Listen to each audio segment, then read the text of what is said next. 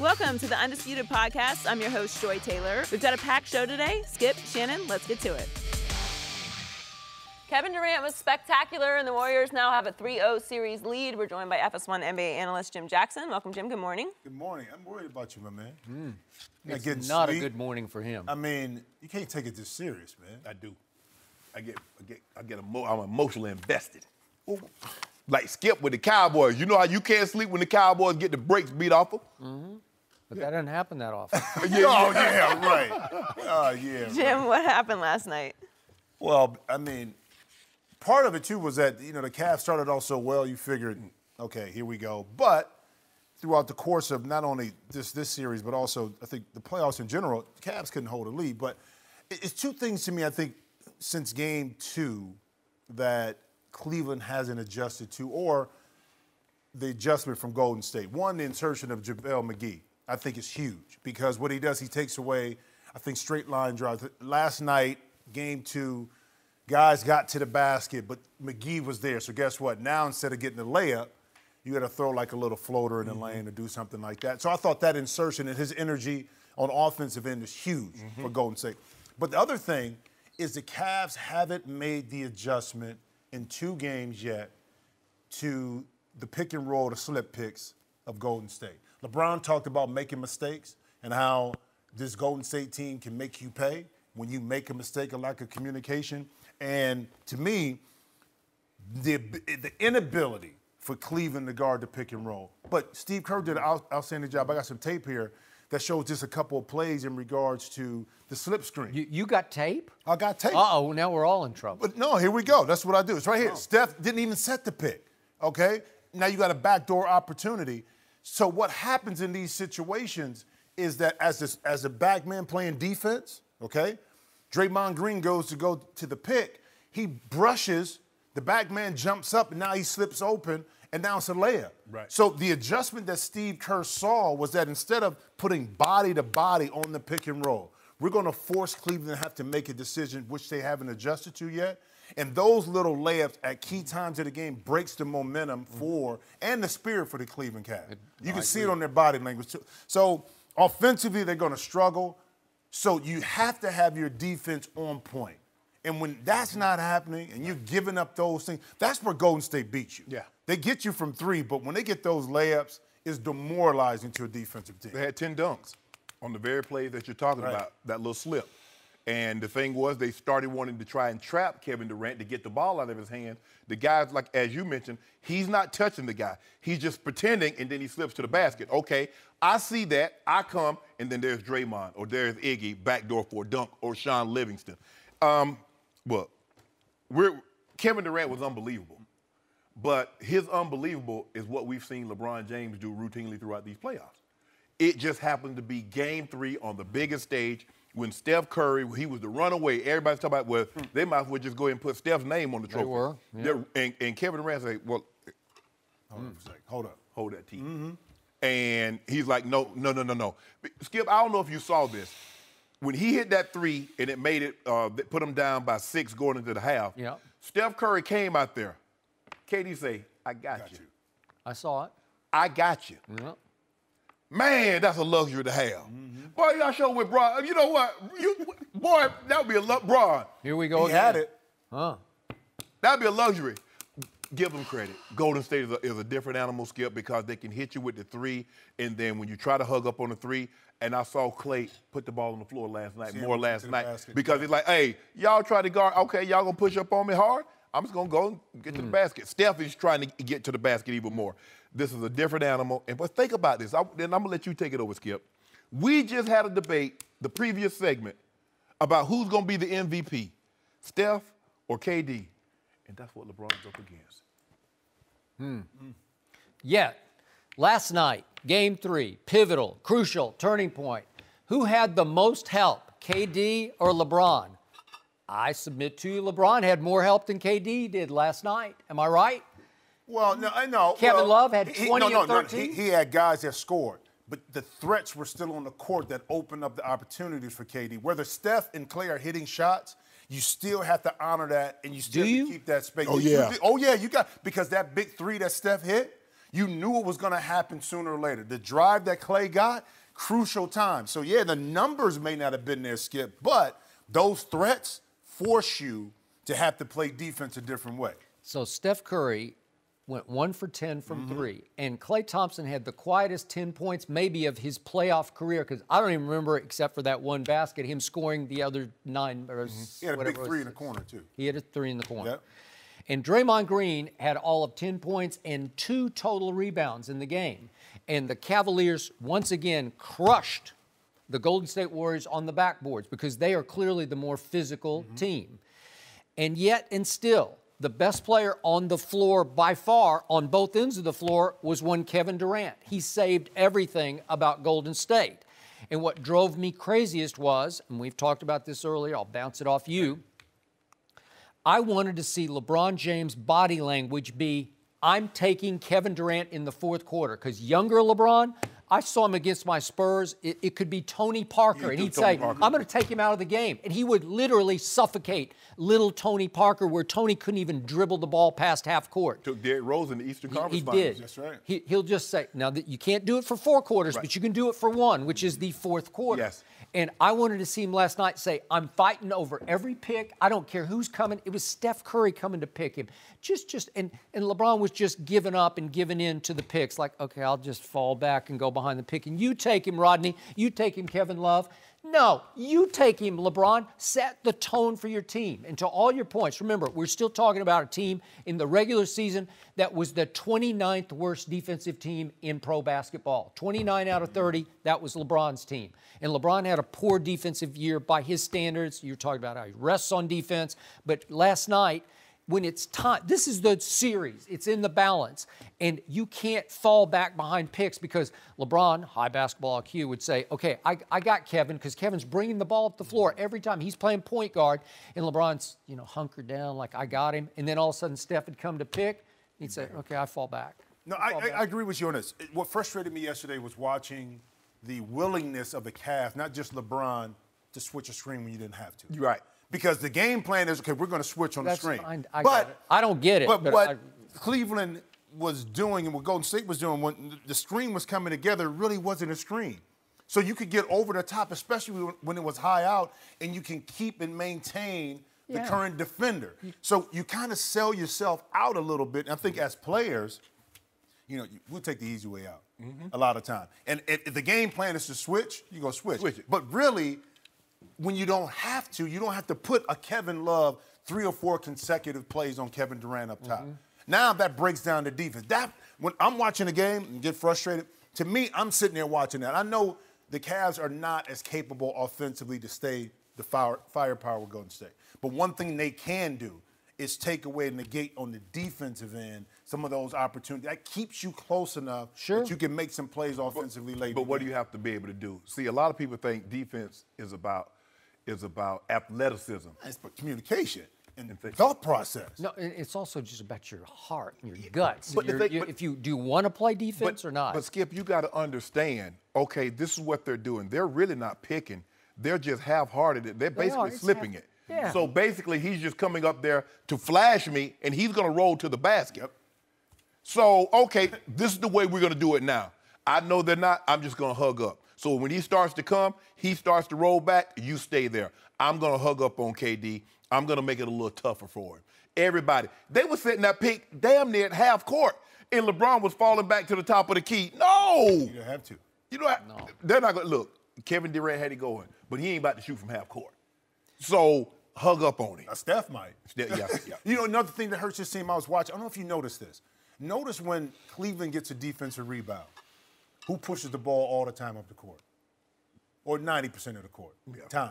LeBron James. And where that hurts you is you have an opportunity to get a fast break, but immediately they got to give it to LeBron. Right. The lack of having that other person on the court that can push it really quick. Draymond will bring it up. Iggy will bring it up. Think about how many Steph. times you take away some easy. I'm not saying even layups. What if you get down real quick? Okay, I got you. I just think their whole mindset and game plan is to keep it. Take you out. But no, I understand that. But there's times when you can exploit that. Especially him, if you get him out on the break. Especially at home, too. Yeah. Okay? But not having that other player in those situations, I think, really inhibit Cleveland, let's say when they're having some struggles offensively, to getting some more easy baskets. That's why they just don't have it. That's where they really risk Kyrie. Because Kyrie could get the ball and he's gone. And plus, he could finish it. Really, only LeBron and Kyrie could finish at the rim. They're not finishing. JR is not bringing the ball up the court and finishing at the rim. Right. George Hill, that's not what they're good at. Now, if you got somebody open, you know, Kyle Korver, you got guys running the wings, they can push it and kick. Right. But Kyrie was a guy that could get the ball and he could finish. LeBron can finish. But we're not done yet. They're not. I like how you said that you're not going to get you at home. If they don't make the adjustments to that slip screen and that pick and roll and how they're going to play it, again, it's going to be long because all they're going to do, listen, as well as Cleveland play, you look at it down 5 or 6 points at halftime. Think about the body language, how you feel. We've shot our butts off. We've done everything right. We're only up 5 or 6 points. They have to figure out defensively, I think, how they're going to play that. They're going to trap it hard or they're going to stay at home. Ty Lue is going to have to make that, even push them out a little bit further. Because right now, the way Golden State is operating their offense, those passes from the top, they're short enough that they can hit them quick. If you push them back a little bit, now those are longer passes. It takes longer for the ball to get there, and maybe they can rotate over. So all I know for sure is that the Cleveland Cavaliers had a 1-point lead with 3:11 left in that basketball game. And if you're better than Michael Jordan, you get them home. And you got blown out really 14-5 down the stretch, just the way last year in Game 3 you lost down the stretch 11-0. You just got to get it home. You got to take the game over. Well, you know the difference is, too. You see Kevin Durant? Kevin Durant can get into that mid-post and that turnaround jump shot inside the lane. He had two real – LeBron struggles at that part of it because he's so physical and powerful that he never developed that finesse part right in the middle of the lane. Because at the beginning of the game, they isolated LeBron right at the elbow in the middle so he can take over. Right.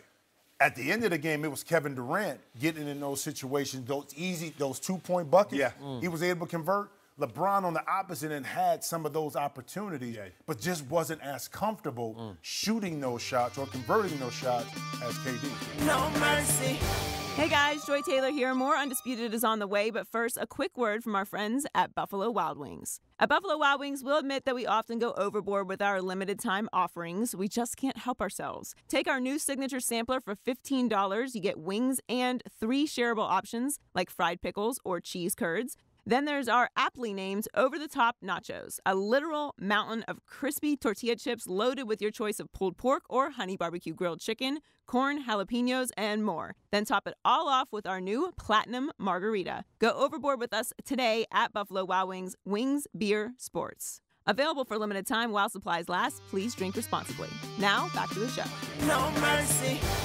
Our next guest won 2 NBA titles with LeBron, Dwayne Wade, and the Heat. He also made 11 straight All-Star appearances and averaged nearly 20 points per game in his career. Chris Bosh, welcome to Undisputed. Welcome. Hi. Hi. Good to see you guys. It's a little early for you, but that's okay. A little early, but that's all right. You got the bling on, Skip. He's got it. That's important bling right there, Shannon. I never get to take it out much. You know, so I'm just enjoying you guys. I knew I was going to see some special people today.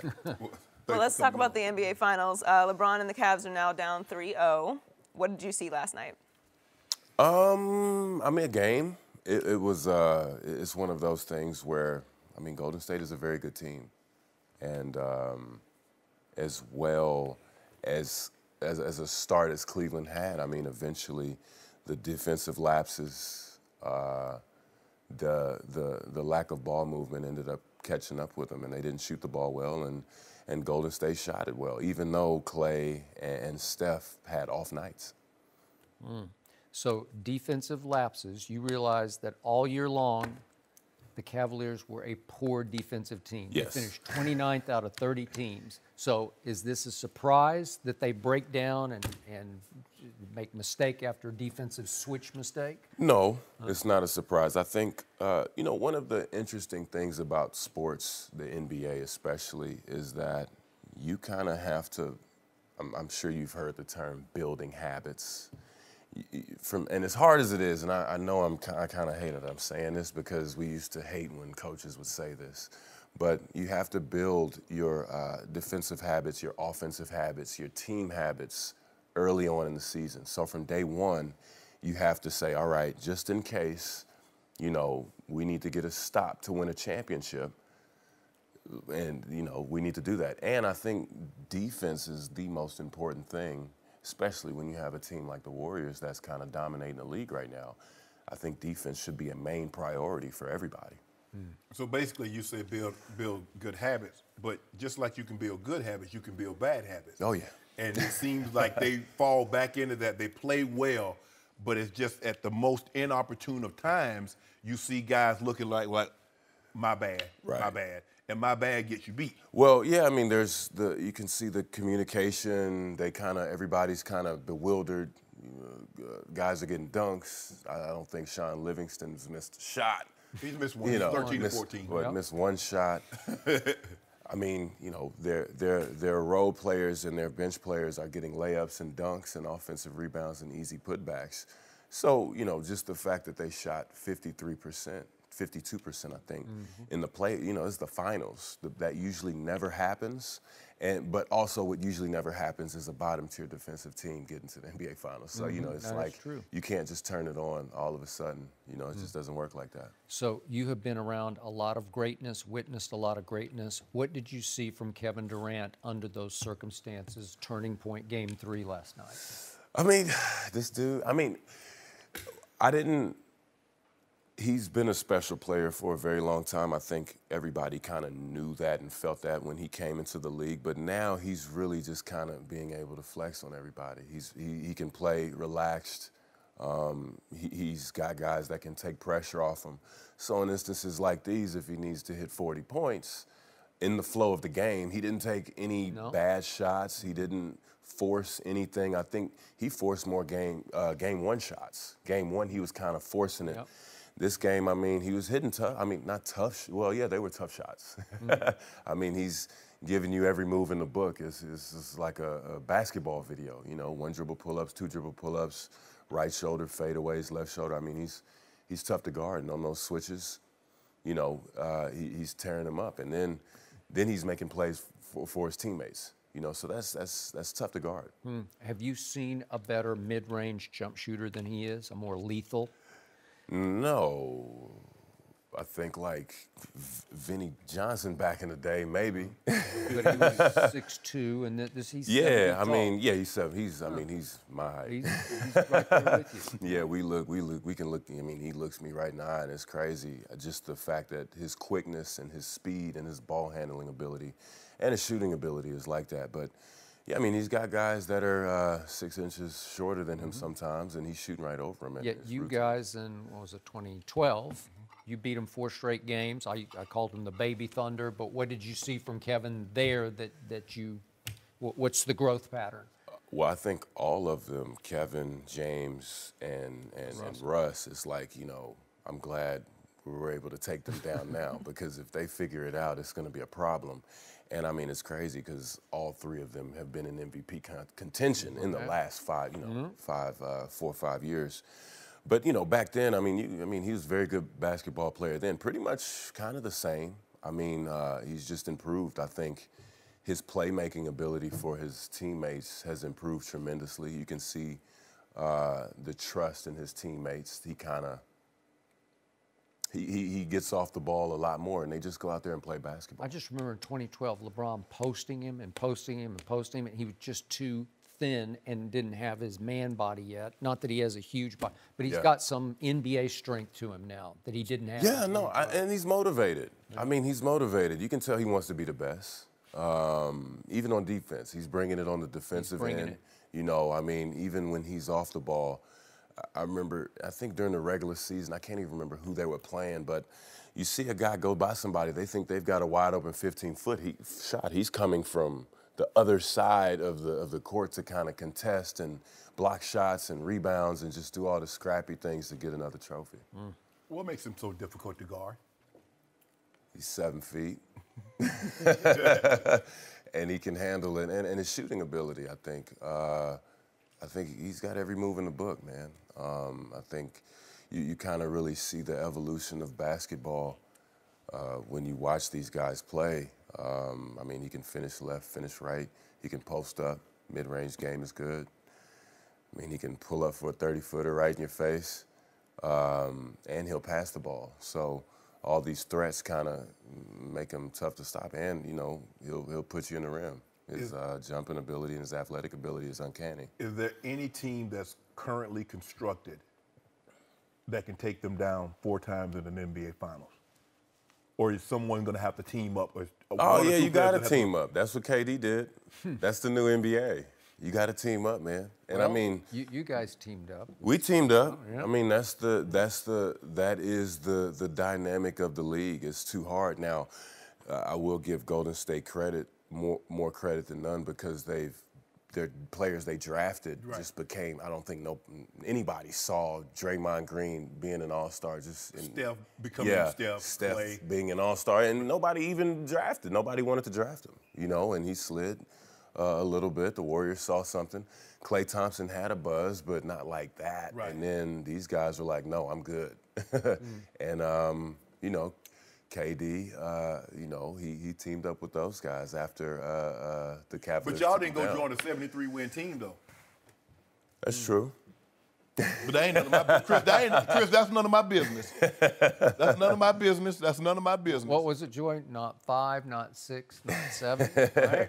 We try to forget that. Hey, no, don't remember it. That was the mentality, and hey, you shoot for the moon, you land in the clouds, right? That's what they say. So, I think that's the dynamic of the league. You got to team up, man, and if a team has cap space, if they have the potential pieces in place, you can plug right in and take them down. So how different was the LeBron you watched on television last night versus the one you played with 11, 12, 13, that LeBron? It's way more pressure on him. Now it's kind of this narrative to where it's not even the Cavaliers, it's LeBron against the Warriors. That's a lot of pressure, man. I mean, what is he's averaging, his numbers averaging in the finals. 38, 11, and 9. In this finals? In this finals. What about all 4? You have that? I didn't do the numbers or anything, but it's probably close. Well, he was a triple-double last year, 34, 10, and 12. He was averaging coming in 34, 9, and 9. Yeah, usually if that happens, if your best player is getting numbers like that, you win. Yeah. And the fact that that's not happening, I think he's shouldering a lot, probably more than anybody else has had to shoulder in the history of the game.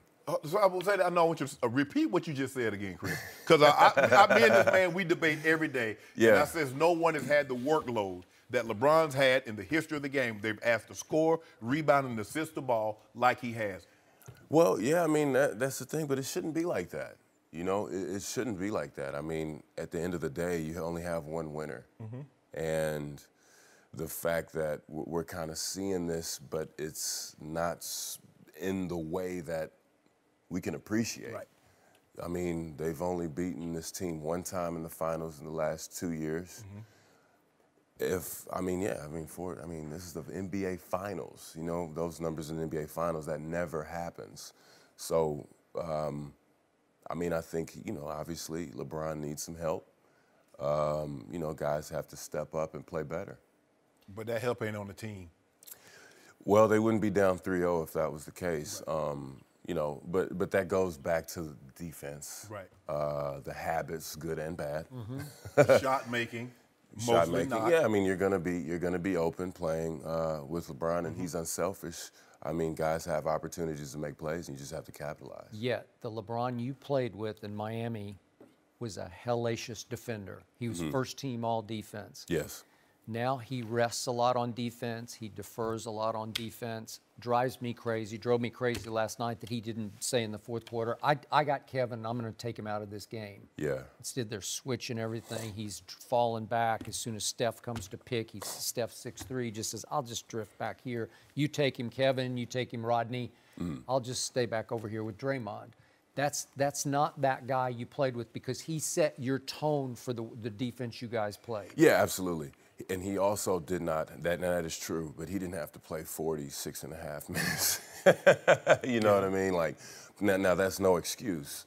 I'm not saying that, he can't do better defensively. You can always do better.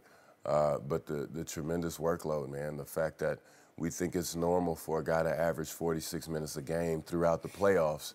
I mean, I was watching the game last night, he couldn't come out, he comes out, then they put him right back in. You know, Yep. so He only played 46, 52. he got a minute and 8 seconds left. But who's Man. that guy, Kevin Love? Who's that guy? He had 20 and 13. Those are But he pretty had good 15 numbers. in the first half, Skip. Huh? Stop it. I'm starting it. No, you say the second half. You say the fourth quarter. How many did they have in the fourth quarter? Well, how many did the Cavaliers have in the fourth Whatever quarter? they Is the had, better question. whatever they had, Bron had Yeah. 12 of them. Oh, okay. But the last 3 minutes of the game, it was 14-5 Golden State. So who had those 5 points? I don't know. Bron had 19 in the second half. Okay. He had 12 in the fourth quarter. Huh. Well, They had 21. some guy named Rodney Hood, I don't know where he came from. He had 15 points last night. That's not bad. That's a little help, wouldn't you say? Oh, hold on. How many points did you say he had? 15 Who had the biggest minus and plus minus for the Cavaliers? for the minus was Yeah. Rodney Hood. The guy you just said had 15. Who had the second biggest minus for the Cavaliers? LeBron. Oh, thank you. Who had the biggest? man, hold on. Wait. That man played- Who had the biggest plus in the game? The dude. Kevin Durant was plus 18. No, he plus 15. You sure? Yeah, I'm sure. Oh, okay. But LeBron played 46 minutes. Chris, I try to explain to Skip all the time that normally if you lose a game and you play the most minutes, there's a very good chance you're going to have the highest minus.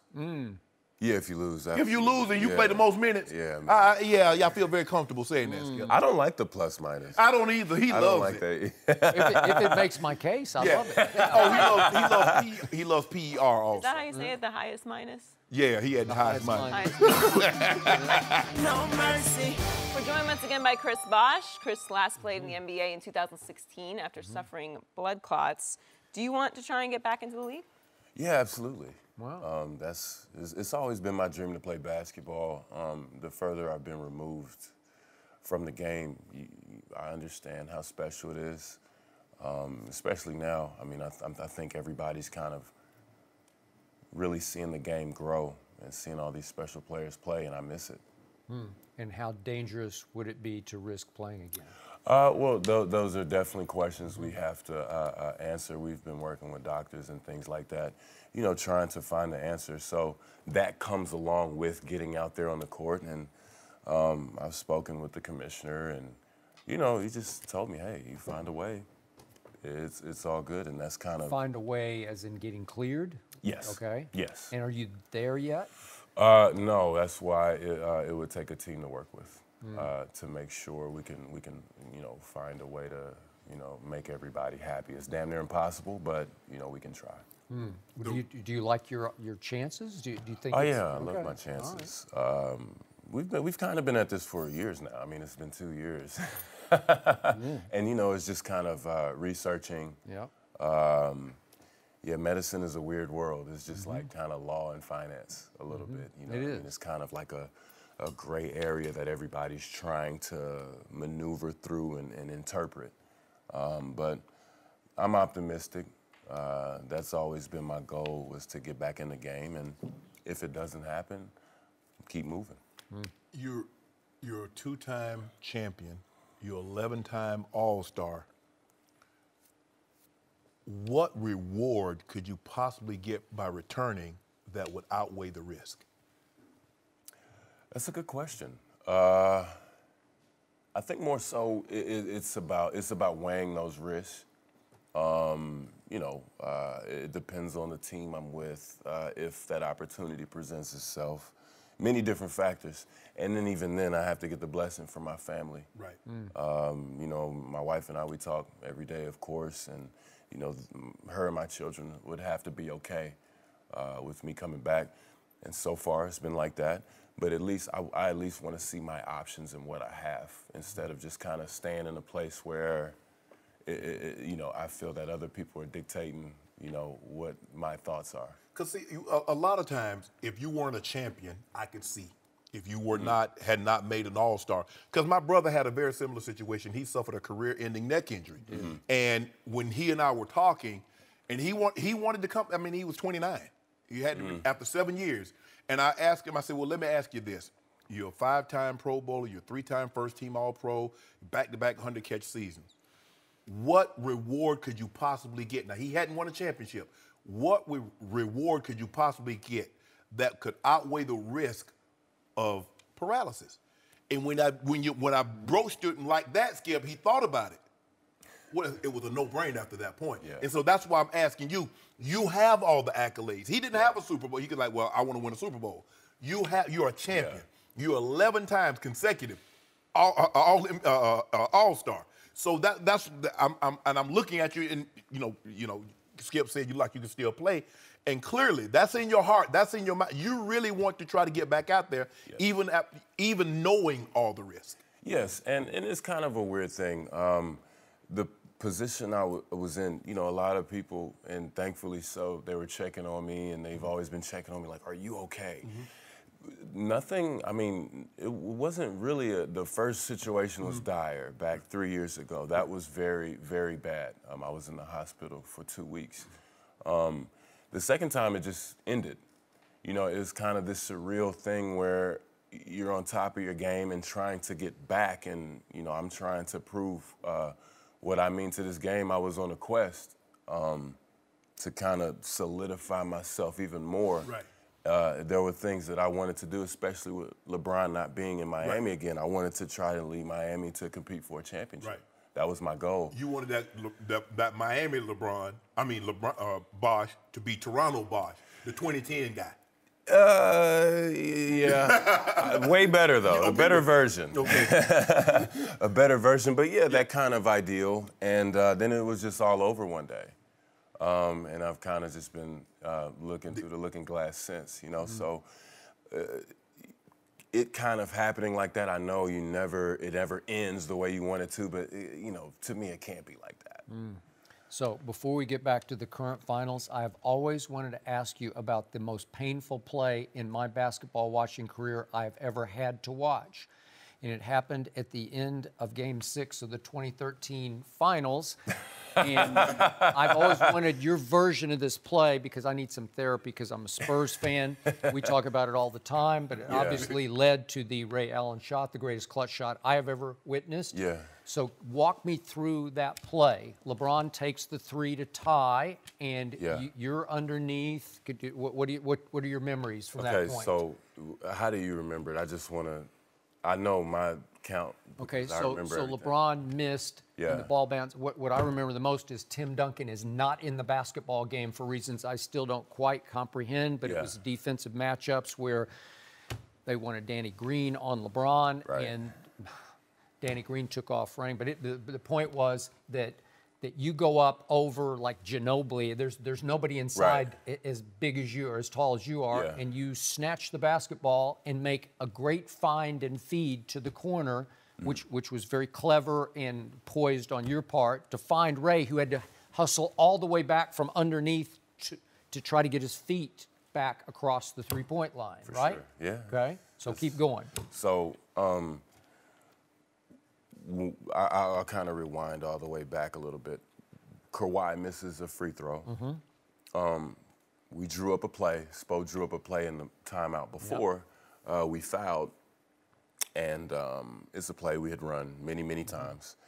And we came down. All I remember Tony Parker, being the clever player he is.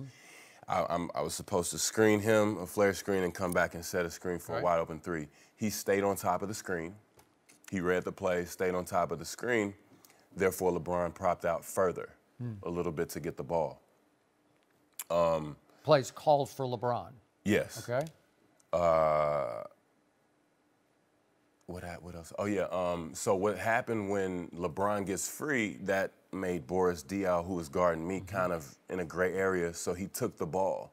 LeBron shoots it, and that allowed me a clear path to the lane. And I was able to watch the flight of the ball. And, I've been rebounding my whole life. It was one of those kind of slow motion moments a little bit. And so I was able, if you can watch the flight of the ball, you know where it's going to come off. And it's just one of those things where it's like, that's for me. And then that one thing in the world. How quickly did you see Ray and figure out that he might be able to get his feet set behind the I didn't think of it like that, man. I just did it. It was one of the kind of a slow motion moment. It felt way slower than what it looked. Yep. So I just remember grabbing the rebound and I felt some contact. And I think it was Ginobili. Ginobili, It was Ginobili. And I looked down and he was on the ground. And then I looked up and Ray was backing up and I could hear him calling my name. Really? Yeah. So, and he was backing up. So I just passed it to him. I mean, if you see him, it's just like, okay. And afterwards, I just remember, and this is just true greatness. And this was a learning experience for me as well. But after the game, after we were showering, I think everybody was just kind of in shock a little bit, just like, all right, we've really got to win it now. And I went to Ray and I asked him, did he practice that? And he said, yes, I practiced that shot, you know, many, many times, you know, and ever since then I started practicing that shot. Because if you look at it, he doesn't look down. No. Yeah, you know? we were talking about it earlier, He doesn't that look he down. had to backpedal, not look down, and just have to know, he has to know, because there's no second, because if it's a 2, you're still down 1. He steps out, the game's over. Right. And, But you got to hit him in the pocket too. You can't hit him down below. Right, the for waist. sure. You got to. I mean, that just happened, Yep. man. It was just like, get it and. Skip, go ahead. I know you want to talk about LeBron. LeBron. Oh, You yeah. go. Well, as you look back now on your Miami days, how shocked were you that LeBron, so to speak, went home? How shocked were you that you couldn't sustain it another year or two with LeBron? I was shocked. Yeah. I was shocked, but it was kind of a slow burn. That I remember that free agency process being very long and drawn out. And the longer it went, I think the more pressure, you know, kind of hit. And I was a free agent too, so there was much work to do. I was kind of vacationing and on the phone pretty much the entire day. But yeah, it was a shock. You know, I had to get over that. I think we all did. And once we did, it was back to business. And, you know, kind of like what I was alluding to earlier, I'm a competitor. I've been a competitor my whole life. So just because Brian was somewhere else didn't mean our team couldn't, you know, ascend to new levels. And that was what was on my mind daily. You know, I wanted to get back to that stage, even though I didn't have one of my old teammates with me. And he makes it easy, you know, it makes it easy on you too. But I wanted to compete again, you know, just like we did before. J.R. Smith said something very interesting. He says he's talking about the pressure of playing with LeBron. He says it's a blessing and a curse. You were a 22-10 guy in Toronto, and then all of a sudden you have to spot up. You're not playing Chris Bosh. Chris Bosh in Miami is not the Chris Bosh from Toronto. Yeah. How difficult was that for you to adjust? And people say, well, he's just not the same guy.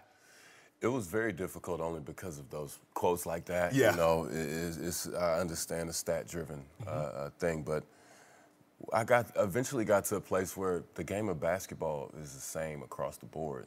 You know, I can play this game. Right. And I had to figure that out.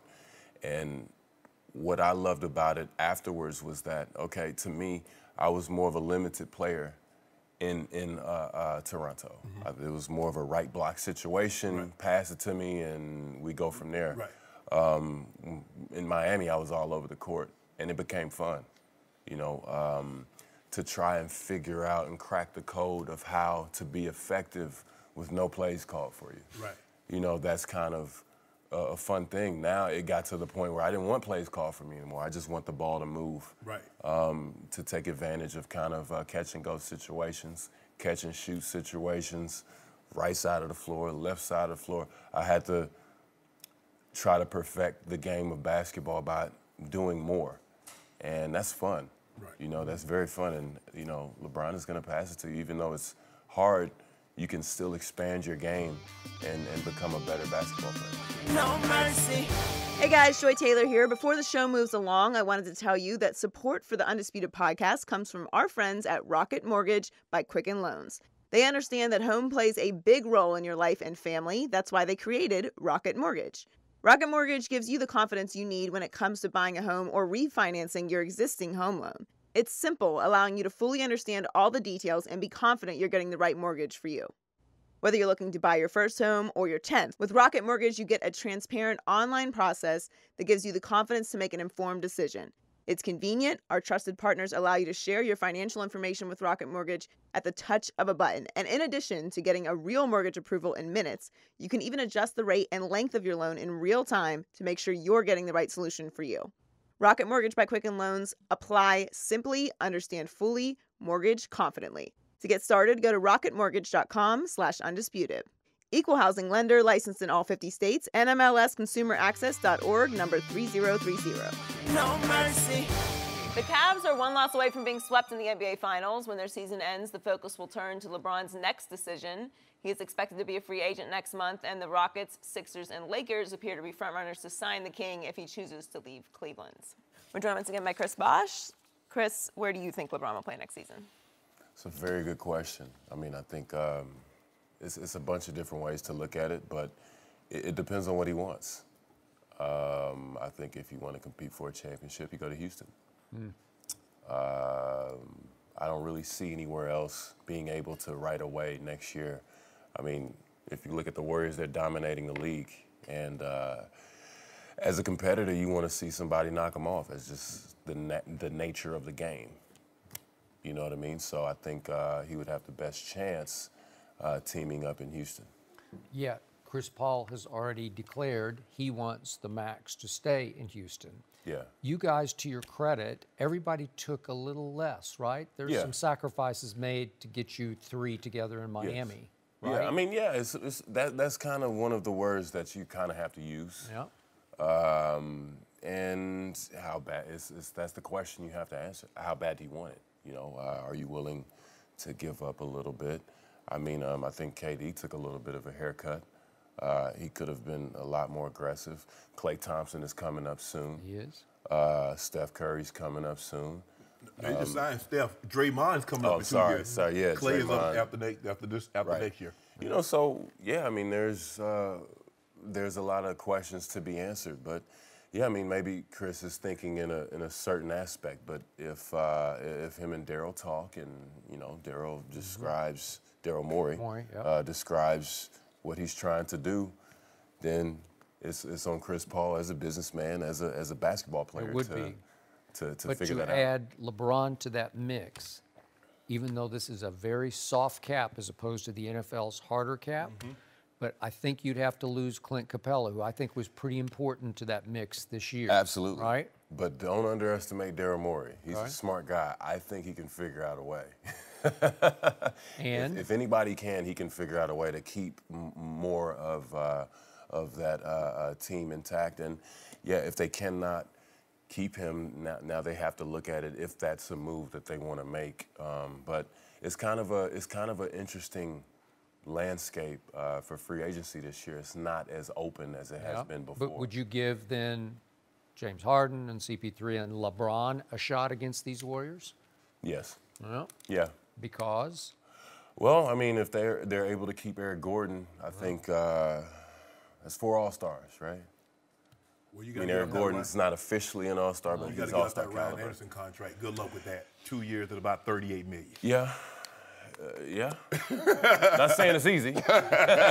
But you didn't mention Philly. Why not? I mean, Joel Embiid, they got Redick. Now they're going to have to sign Redick. Covington made all defensive first team. He did. Yeah. Why not? You didn't mention Philly. You didn't mention the Lakers. Well, I think it's an easier fit, and I'm not discounting the Lakers out either, but I think they have more work to do. I think everybody has a little bit of work to kind of craft a team that makes sense. That you know, of course, you can put LeBron on a team, but the dynamic of the team will change a little bit, and it has to be kind of conducive to your style a little bit. I like the Pelicans. The Pelicans? Yeah, Anthony Davis, True Holiday. I mean, yeah, sounds good, but you know, I mean, no offense to, but you know, I haven't. When was the last time New Orleans got a big free agent signing? I mean, after Anthony Davis, I mean, you get Anthony Davis, Bron. Yeah, for sure. Holiday. Yeah. Boogie maybe come back. Yeah, sounds great. Western Conference, you like that? Yeah. Bron with Davis and Holiday and Boogie Cousins. I don't care if it's on the Mars. They win it. Really? Yep. So, Chris, you know LeBron's mindset fairly well, having been around him a lot. So what do you think, after 15 years in this league, he would think about wanting to come to Los Angeles family-wise? They own a couple of homes here in the Brentwood section, very exclusive.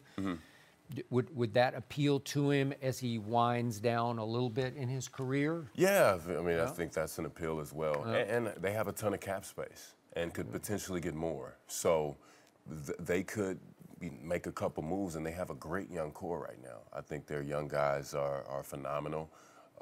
They've had a couple of surprises, too, through their draft. They've drafted very well. So they have the dynamics there as a team, as does Philly.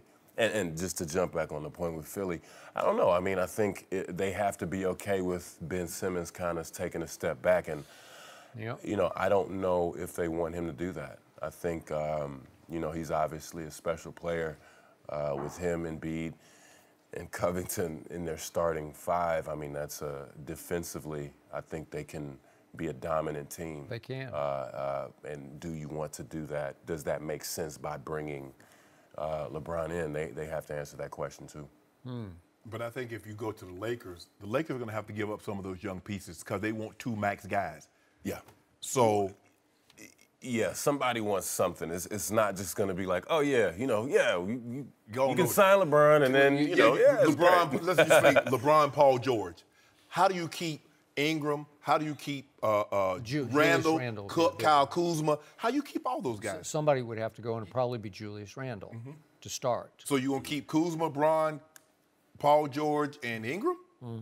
And Lonzo. No? I don't believe they could beat the Warriors. Well, I mean, that's the thing. You have to. Okay, but then he'd be giving up that for quality of life. It would be the LA experience. Look here. Nice place. It's a nice place, you know, but it's a very intense experience being a Laker from what I've heard. You know, so the spotlight is on. Oh, just because of the tradition. Of course, I mean the tradition. I mean, Magic. I've been to the practice facility. I mean, you've got the greatest players to ever play the game watching you every day. And all those banners. Although, yeah, the banners, they have the retired numbers. I mean, they even got, you know, the announcers. Yeah. I mean, everybody is just like, you feel like you have to stay in the gym all day to work. Bron ain't about no quality of life. No. Bron about them championships. Really? So when you got that kind of money, you can have quality of life anywhere. So Bron about championships. Really? Where can he go and immediately contend for a title? 3 championships and 6 championship losses. That's what he's got to deal with. Well, he gonna be he about to be 5 and 6 when he goes somewhere else. 5 and 6. 5 and 6. He going back next year. Gonna go to 10 in a row. Well, that would eliminate the Los Angeles Lakers, right? Yep. Well, and you're unsold on Houston. You ruled that out. Yeah. No? I just don't see Chris Paul, James Harden. All those guys need the ball, want the ball. Now Chris and James did a great job of playing off each other. What you gonna do with Bron? Well, and you have a point, but I think now the narrative has kind of changed, man. I mean, the Warriors have changed the game. Steph alone has changed the game because he's kind of like such an unselfish superstar. Yeah. LeBron is an unselfish superstar as well, but Steph, I mean, he gets off the ball quick. Yeah. I mean, they just play. Their style of play is so different, and I mean, they move the ball as great. They ain't moved the ball last night. They ain't moved the ball. That was all the Kevin Warriors? Durant. That wasn't no Well, ball. I mean, hey, don't get me wrong. It's nice to go to KD and ISO. I'm not saying that, you know. But usually the ball is snapping, the style of play, and I think the dynamic has changed to where when you team up, you have to still play a style that works and that can beat these guys because that's what it's about, beating the Warriors right now. Well, it'll be very interesting to see what LeBron decides to do. Chris, thanks so much for Way to joining go. us. No mercy. Kevin Durant made his case to repeat as the Finals MVP last night. He had a playoff career-high 43 points and added 13 rebounds. In the first 3 games of the series, he's averaging about 32 points and 10 boards. Steph Curry was the frontrunner before last night, but he struggled big time, missing 9 of his 10 three-point attempts. And there's LeBron, who's nearly averaging a triple-double, but his Cavs are down 3-0. So, Shannon, is KD now the Finals MVP frontrunner? He has surpassed him, Skip, because of what happened last night. Game 3, 43, 13, and 7. Because if you look at it, Skip, Kevin Durant's worst game in these finals thus far is a 26, 9, 6, and 3. Steph Curry's bad game was last night, 11, 5, and 6. KD is averaging 32, 10, and 7 on 56% shooting. I'm sorry. It was Steph. And Steph had a big old lead. But I think he got tired. That bear jumped on his back, and KD with them long legs just slow walked him down and pulled and surged the head, Skip. Because right now, that's what they saw. Based off that performance, Skip, he's the sixth player to have a 40, 10, 5, 40 points, 10 rebounds, 5 assists in a road finals game. What are we talking about, Skip? I mean, you saw what you saw. It's 2-1. If he doesn't do this, it's 2-1. It is, and we're talking about a series. Yeah, exactly. You know? We're not talking about a series because of what he did. That is correct. He was so big stage dominant in a crucial game 3, a turning point game 3, that he rendered the runaway MVP, Steph, of the finals, a distant second in just a couple hours' time, 2.5 hours. Yep. You're a distant second. Really? That's how dominant he was. But what shocks me about Kevin Durant is, even ahead of last year's finals, game 3, he'd had some shaky playoff games. I know his Oklahoma City finals and playoffs by heart. Trust me, he had shaky stretches for Oklahoma City. The year that Russ was out, they played Memphis with just KD as the man. Go look at those games. Really shaky, came up very small, and they lost to Memphis, and it was easy to say, well, wait a minute, maybe Russ is the guy. Maybe he's the alpha. Maybe he's the number one. And I got to hark back, because you were all over Kevin Durant, as you should have been against the Rockets, because at the end of game 4, was that not a disaster? Yeah. When Kevin Durant's dribbling the ball up the floor, should I take a shot? No, I think I'll pass it. I'll bounce it to Klay Thompson, who's gimpy already, running down the baseline away from the basket. Pinned in the corner. And what shots he got? What are you going to do with that? And Kevin, you just rise up and shoot a 20-footer? Right. You shot what'd they say it was, 30-footer last night? Oh, it's farther than 30 feet. 33? Yeah, he was way out there. Yep. Yeah, I think he was in Toledo. So disaster at the end of game 4 against Houston. Then game 5 and 6, really shaky, because you correctly pointed out, he's running from the ball at the end of those games. He does not want to touch the basketball. This is the same guy who did that last night. So it shocks me, because I didn't see it coming last year in the finals. I just didn't see it. Like, the last thing I thought was that Kevin Durant's going to rise above the finals and outplay LeBron James. I thought maybe in concert that Kevin and Steph and Klay could outplay LeBron, and I picked Golden State to win, and Kyrie. But it was, obviously, you gave your guy a great shot last year, and most of the other analysts on the show, everybody was picking Cleveland last year, right? And Kevin Durant said no in game 3 and really in game 5, too. Right? Yes. So how do you figure this guy out? Because I haven't yet. I'm not sure what he's made of. Well, all I know is when it comes finals time, Skip, he doesn't score under 25 points. Every final game he's ever played, this is where he's at. So when you look at it, I mean, 32, 10, and 7, 56% shooting. Steph is 24, 6, and 8 on 39% shooting. What are we talking about? What's the last thing? Everybody, you say, don't be a prisoner of the moment. How can I not be a prisoner? You should be a prisoner of that moment. He got my mind in jail with that performance last night. I can't think of anything else. Okay, what do you always tell me? Update your resume. What do I always say? What did you do for me lately, as in last night? Because I say what I see, and I saw the best player on the planet last night. Well, last night he was. Hey, Joy, this is how we're going to win game 4. Because they're going to be wanting to get that old MVP, that old finals MVP, so they're going to be jacking up them shots, Skip. Oh, you mean they're going to be vines? Yeah, KD, like, I got it. Steph's like, I'm going to try and get it back. And that's how we sneak in and get us one. You know what? That's the one thing Golden State does not do. Like last night, I'm still in shock that Steph Curry he immediately just says, I don't have it. It's easy to do that, Skip, when you don't have it going. It's easy to pass the ball. But what happens if but you have this thing called ego and pride, and you think, I'm a 2-time MVP, and I'm going to keep. What do they say about shooters? Yeah. Shooters shoot. Got to keep shooting, right? Yeah. You do that if nobody else is making it on your team. When you got that guy that's pulling up from 25, 26 regularly and splashing, Skip, I knew it was over when Kevin Love could not have played Kevin Durant any better. He played him dead and right. That was he knew. I know. And then Kevin Love went away. What am I going to do? What can I do with this? I play him perfect. I can test. And he still splash. Hey, what do I say about him? he is the best mid-range jump shooter I've ever seen, only because of his height. Yeah. You can give me Kobe, but he's 6'7". Kobe was 6'7". Kevin's 7 feet tall, and he shoots it up high. And look at it. Look what that release is. Well, look, that's like He's already 7 foot tall, so he jumps a foot off the that's as ground. high as Larry Bird's release was at 6'9". Yeah. What are you going to do? Nothing. You're not going to do anything. If it's going in, it's just going in. Right. You can try to get physical with him. I mean, you can try to bang him around. You watch people skip, they put their hand over his eyes so like he can't see. We like, I don't care what y'all do. I already know. Walk up. So that's how we're going to get it. Yeah. So I hope Steph, gets it going early, get like 7, 8 of them things quick. KD has it going early, get about 7, 8 of them things, then they start. Okay, yeah, but what did Steph do last night? He said, you bring the ball up the court. You don't think Steph Curry has pride in being the starting point guard for the defending champion Golden State Warriors? He has pride, but he doesn't have foolish pride. Okay. He sees I don't have it. Go, Skip, I mean, those threes weren't close. They weren't like rimming out. They were like boing, bank. I say it again. The whole fourth quarter, Kevin Durant was allowed to dribble the ball up the floor at 7 feet tall. Skip. You believe in that? Here's the thing.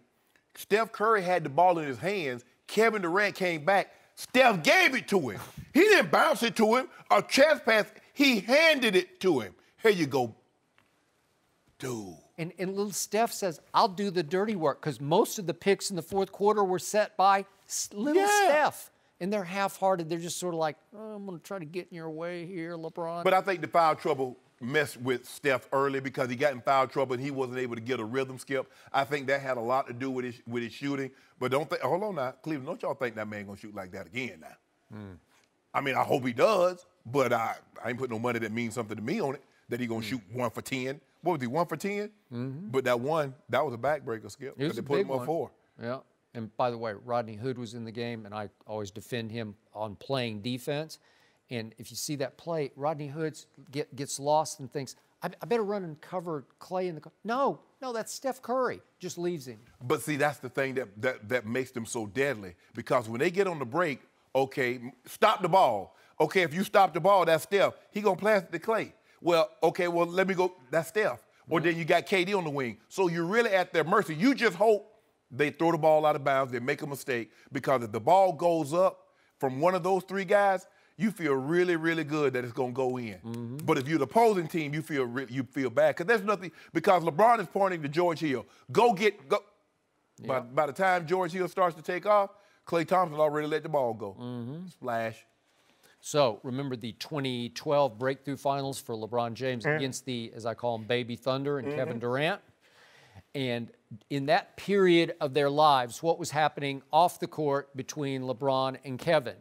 LeBron was, as they say, Godfather, keep your friends close and your enemies closer. Was LeBron not buddying up to Kevin during the off seasons? Remember, they played flag football together. They'd go on vacation together to work out together. Do you remember all that? Yeah. And finally, Kevin grew up and said, you know what? I think I don't need to do this anymore, because I think I'm his equal now. And last year, I think the torch got passed, and what you saw last night was a carryover of last year, because Kevin seems to now play his best against LeBron.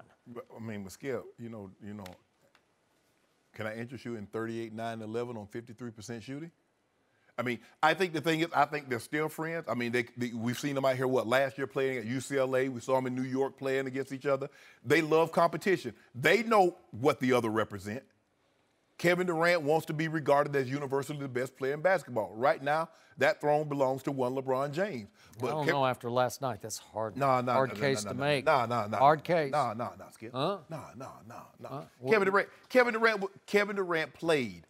He had an unbelievable game, and I won't shortchange him. He's special. He's been special. I mean, he annoys you sometimes with all the, he hears everything. You talk about Kevin. You're too good of a player to hear everything. Yep. He hears everything. He takes it in. But what he did last night, now 2-3. You know. I do? I didn't know him last night. I couldn't recognize him. You recognized him. I did not. 33, 10, 11. Really? Yeah, but I ain't like how he got that 33, 10, 11. But his buddy Kevin outscored him by 10, and his buddy Kevin missed only 8 shots, and LeBron missed 15 shots. That's like ball game. That's it. But LeBron, Skip, the shots that he was missing. I mean, and let's not go, now you saw him hurt that foot. You saw it, Skip. He's Iron Man. No. He is the most durable superstar in hurt. sports history. Yeah, he had that band on his. Did he not shake it off? He tried to, but it still bothered 30 seconds later, he's attacking the basket and dunking. Yeah, it still didn't bother him Yeah, at it did. all. Yeah, no? it did. So you're going to use it as an No, excuse? I'm just saying that's what, because if you notice, Skip, his shot was off a little bit. He's a better three-point shooter than what he showed last night. Yeah. Why So couldn't- last oh, quick sorry. point. Last quick point. So just think about this about Kevin Durant. That turning point at the end of game 1, he doesn't box out JR. What if JR grabs it, turns, and makes a shot? Oh, like he did last night? Like he got the rebound last night, Joe, and turned the ready shot? But think what it would do for Kevin's legacy. Then would he not have been on the hook from that Or point this forward? conversation about Finals MVP. Whew. Wow. No mercy. Thanks for listening to the Undisputed Podcast. I'm Joy Taylor. We're back again tomorrow morning at 9:30 Eastern. We'll see you then. Fox Sports. One of one.